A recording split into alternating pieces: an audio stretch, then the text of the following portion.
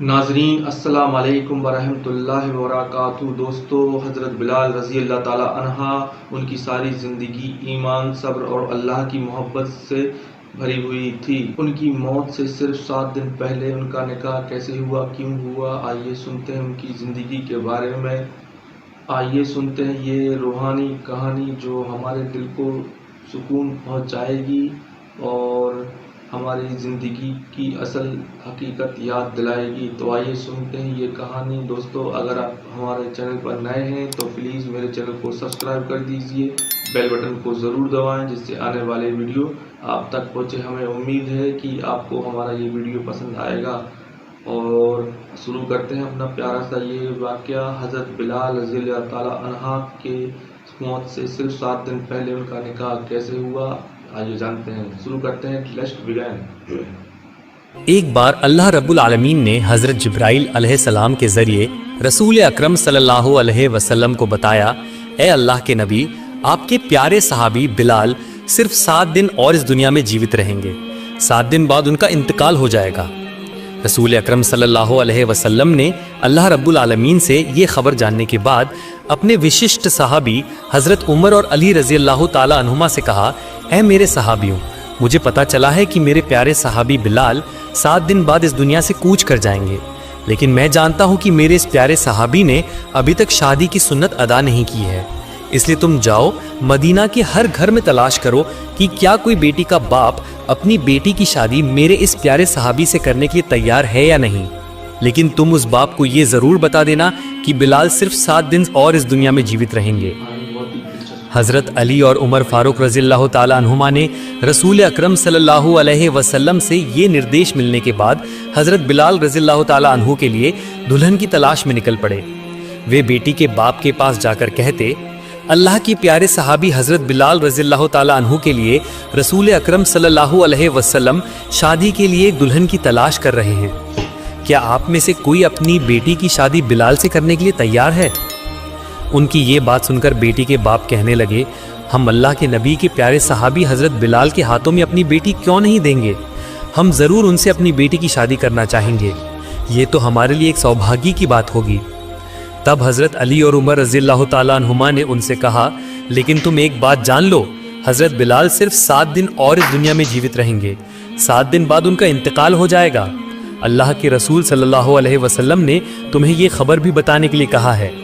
जैसे ही उन्हें पता चला कि हज़रत बिलाल सिर्फ 7 दिन और इस दुनिया में जीवित रहेंगे तो वे कहने लगे, अगर स्थिति ऐसी है कि बिलाल 7 दिन बाद इस दुनिया से इंतकाल कर जाएंगे तो हम किसी भी सूरत में अपनी बेटी उनके हाथों में देने के लिए तैयार नहीं हैं, क्योंकि हम नहीं चाहते कि 7 दिन बाद हमारी बेटी विधवा हो जाए।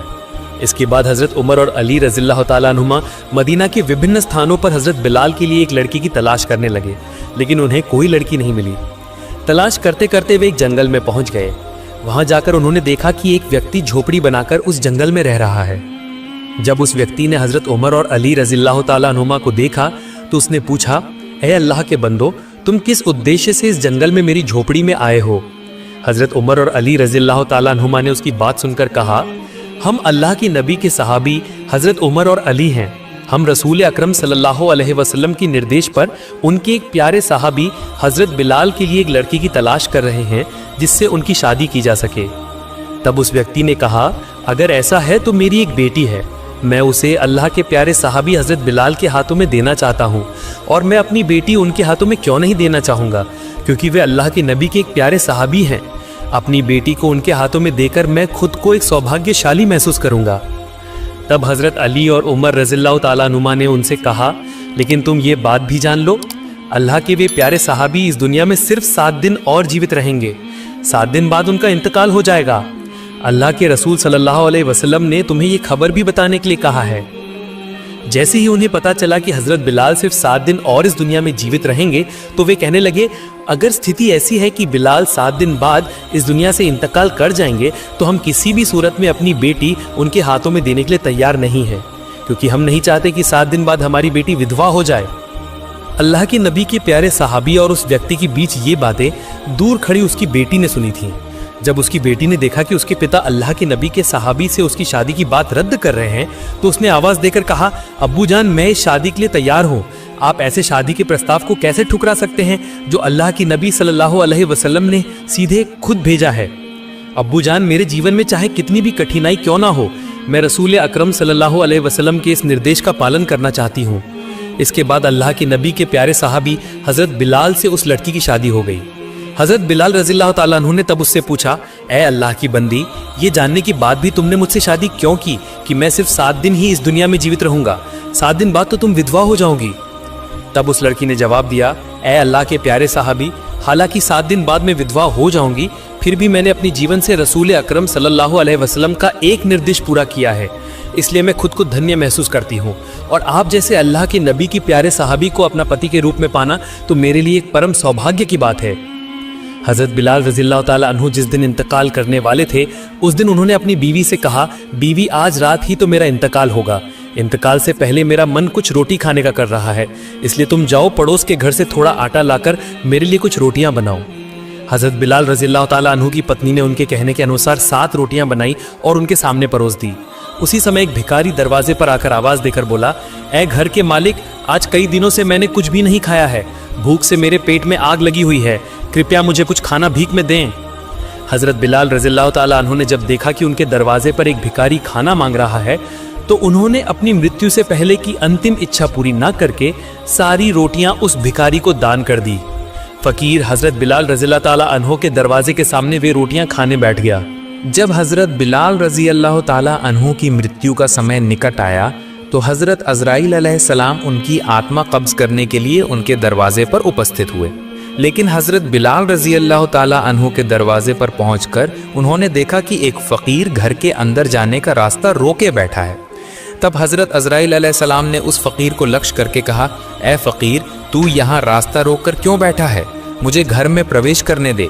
अल्लाह रब्बुल आलमीन ने आदेश दिया है कि मैं बिलाल की आत्मा कब्ज़ कर लूँ।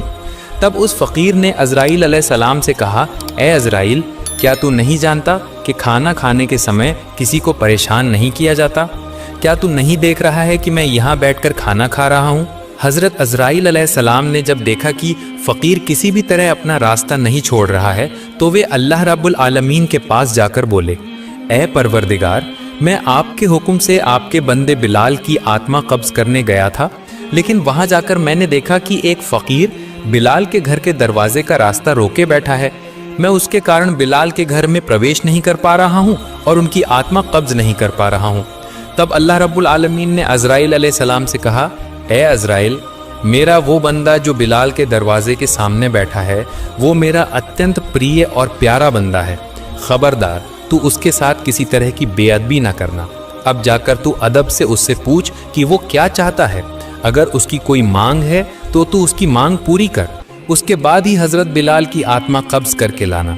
अल्लाह रब्बुल आलमीन के इस निर्देश पर हज़रत अज़राइल अलैहिस्सलाम फिर से हज़रत बिलाल रज़ियल्लाहु ताला अन्हु के दरवाजे के सामने उनकी आत्मा कब्ज़ करने के लिए आए। लेकिन तब भी उन्होंने देखा कि वो फ़कीर हज़रत बिलाल के दरवाजे के सामने बैठकर रोटियां खा रहा है। इस बार हज़रत अज़राइल अलैहिस्सलाम ने उस फ़कीर से कहा, ए अल्लाह के प्यारे बंदे, बताओ तुम बिलाल के दरवाजे से हटने के लिए क्या चाहते हो? अल्लाह रब्बुल आलमीन ने कहा है कि तुम जो चाहोगे अल्लाह रब्बुल आलमीन तुम्हें वही देगा। तब उस फ़कीर ने कहा, बिलाल ने मुझे 7 रोटियां दान की हैं और अल्लाह रब्बुल आलमीन ने कहा है कि जो 1 गुना दान करेगा उसके बदले अल्लाह उसे 10 गुना देगा। मैं चाहता हूँ कि बिलाल की इन 7 रोटियों के बदले उसे 70 साल की उम्र दी जाए। फ़कीर की बात सुनकर हज़रत अज़राइल अलैहिस्सलाम ने कहा, यह तो असंभव है। अल्लाह रब्बुल आलमीन ने मुझे आत्मा कब्ज़ करने का आदेश दिया है, अतः मुझे उनकी आत्मा कब्ज़ करके अल्लाह रब्बुल आलमीन के हुक्म का पालन करना ही होगा। तुम इसके अलावा कुछ और मांगो, इसके अलावा तुम जो चाहोगे अल्लाह रब्बुल आलमीन तुम्हें वही देगा। तब उस फ़कीर ने कहा, मैं इसके अलावा और कुछ नहीं चाहता। दुनिया का कोई धन संपत्ति, सांसारिक सुख शांति की कोई आशा मेरी नहीं है। मैं चाहता हूँ कि अल्लाह के सहाबी हज़रत बिलाल की उम्र 70 साल तक बढ़ा दी जाए। हज़रत अज़राइल अलैहिस्सलाम ने कहा, तुम्हारी ये मांग मैं किसी भी तरह पूरी नहीं कर सकता।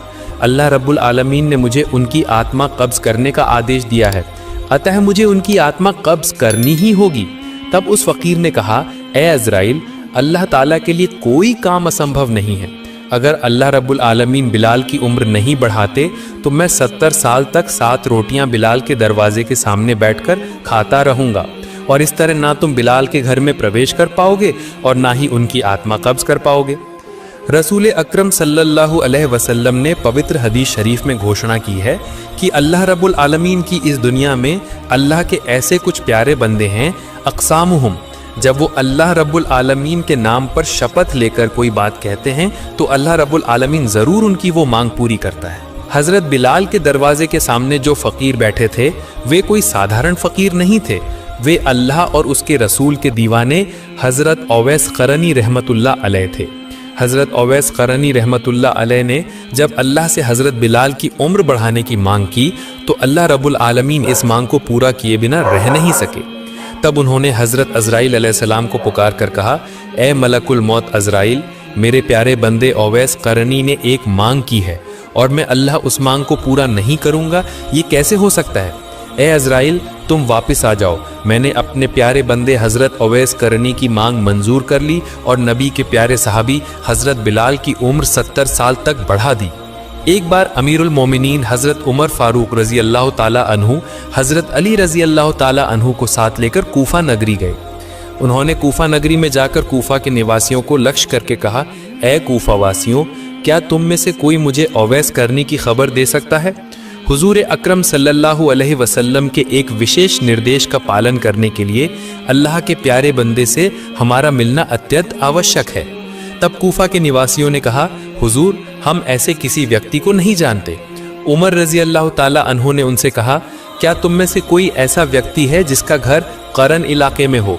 उमर रज़ी अल्लाह ताला अन्हु की ये बात सुनकर एक व्यक्ति खड़ा हुआ और बोला, हुजूर, मेरा घर करन इलाके में है। उमर रज़ी अल्लाह ताला अन्हु ने उससे पूछा, क्या तुम ओवैस क़रनी नामक किसी व्यक्ति को जानते हो? उस व्यक्ति ने कहा, हुजूर, मैं एक व्यक्ति को जानता हूँ, लेकिन मुझे नहीं पता कि वो वही व्यक्ति है या नहीं जिसकी आपको तलाश है।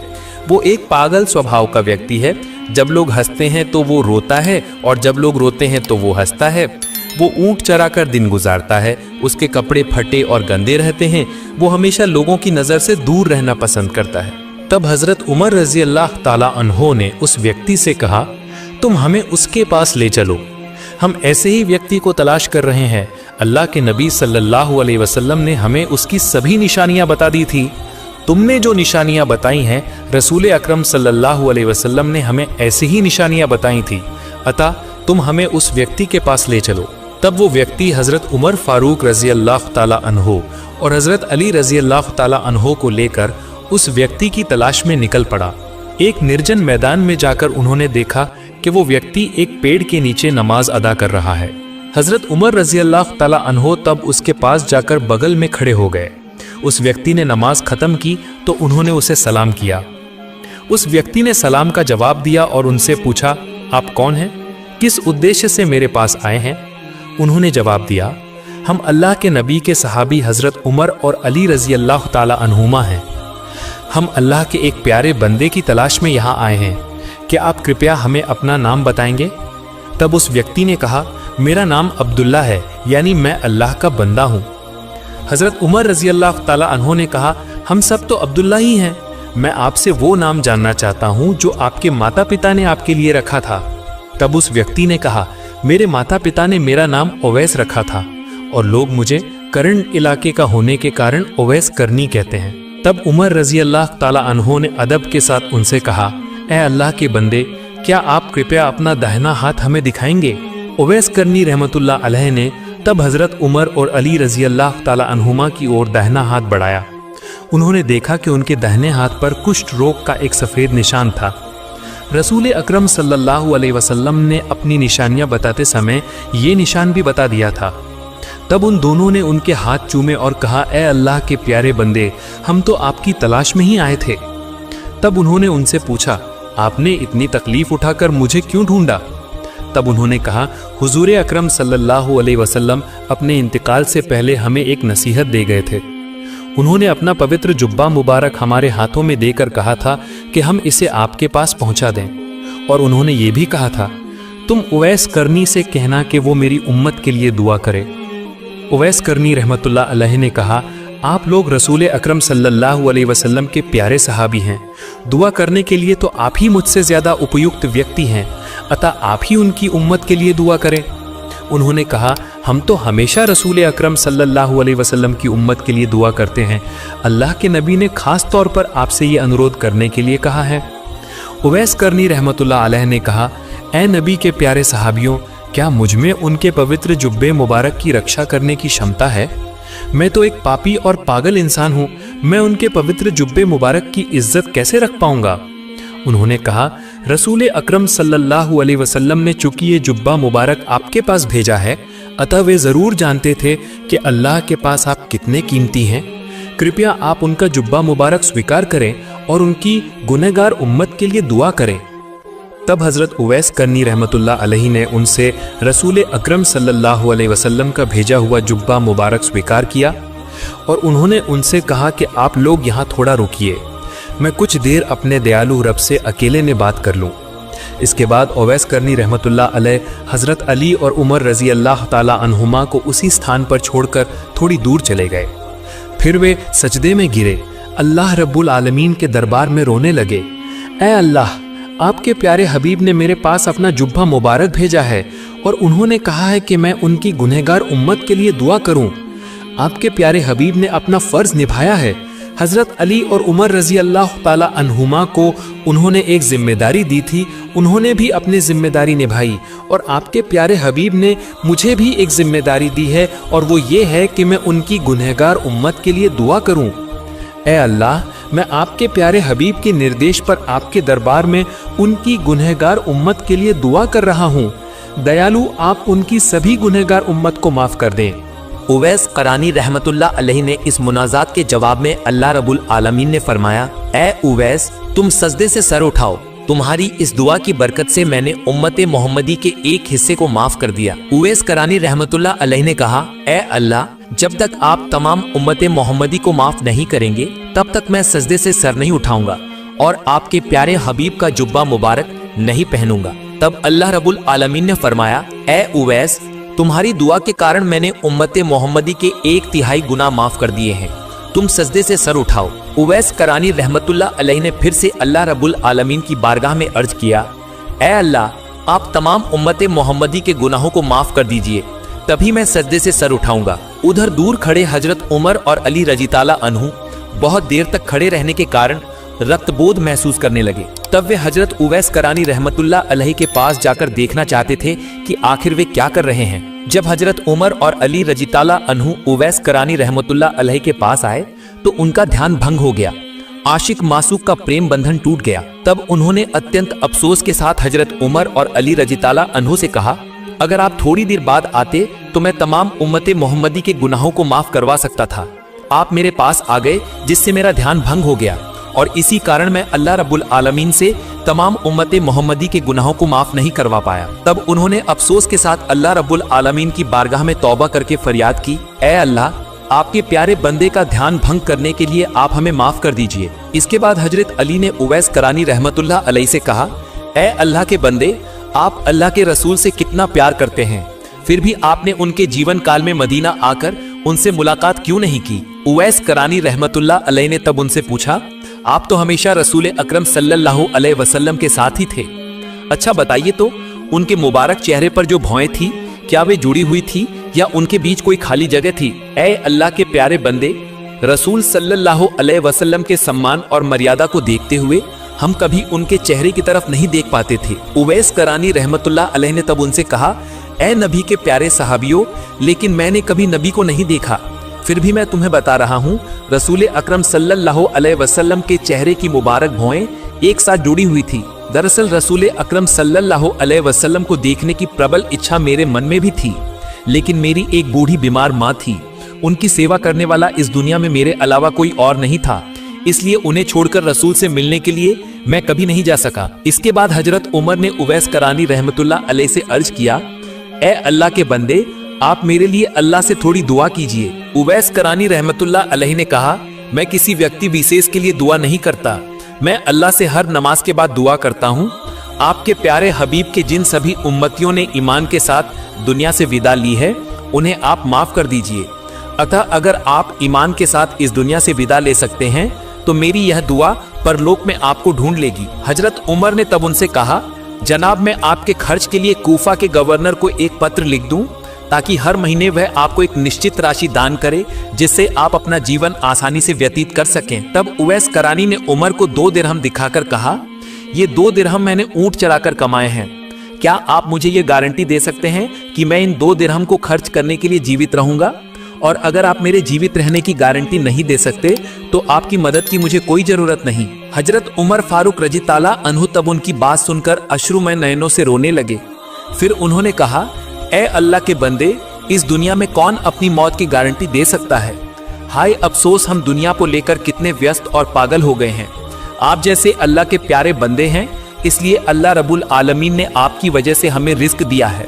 अगर इस दुनिया में आप जैसे बंदे ना होते तो शायद अल्लाह रब्बुल आलमीन हमें एक बूंद पानी भी रिस्क के रूप में दान नहीं करते। तब उवैस करानी ने उनसे कहा, अब आप मुझे विदा दीजिए, मैं हमेशा लोगों की नजर से दूर रहना पसंद करता हूँ। उमर ने उनसे कहा, ए अल्लाह के प्यारे बंदे, कभी अगर आपको कोई जरूरत हो तो हमें याद करना। उवैस करानी रहमतुल्लाह अलैहि ने कहा, ए अल्लाह के नबी के प्यारे सहाबी, अल्लाह रब्बुल आलमीन मेरे सर्वोत्तम अभिभावक हैं। मैं हमेशा अपनी सभी जरूरतें उन्हीं से बयान करता हूँ, दुनिया के किसी बेहतरीन मखलूक से नहीं। यह कहकर उवैस करानी रहमतुल्लाह अलैहि उनसे विदा हुए। प्रिय दर्शकों, ये थी हमारी आज की कहानी। हर दिन नए वीडियो पाने के लिए हमारे चैनल को जरूर सब्सक्राइब करें, वीडियो पर कमेंट जरूर करें। आशा है आप सभी अच्छे और स्वस्थ होंगे। अस्सलामु अलैकुम। तो दोस्तों, देखा आपने इस वीडियो में किस तरह से हज़रत बिलाल रज़ी अल्लाह ताला की ज़िंदगी के बारे में बताया है। तो अगर आपको हमारा ये वीडियो पसंद आया है तो लाइक करें, दोस्तों को शेयर करें। अगर आप हमारे चैनल पर नए हैं तो प्लीज़ मेरे चैनल को सब्सक्राइब कर दीजिए, बेल आइकन को ज़रूर दबाएं जिससे आने वाली वीडियो आप तक पहुँचे। शेयर करना ना भूलें। तो हमें उम्मीद है कि आपको हमारा ये वीडियो पसंद आया होगा। हमें इजाज़त दीजिए, हम ऐसे ही इंटरेस्टिंग वीडियो लाते रहेंगे। तो खुदा हाफिज़।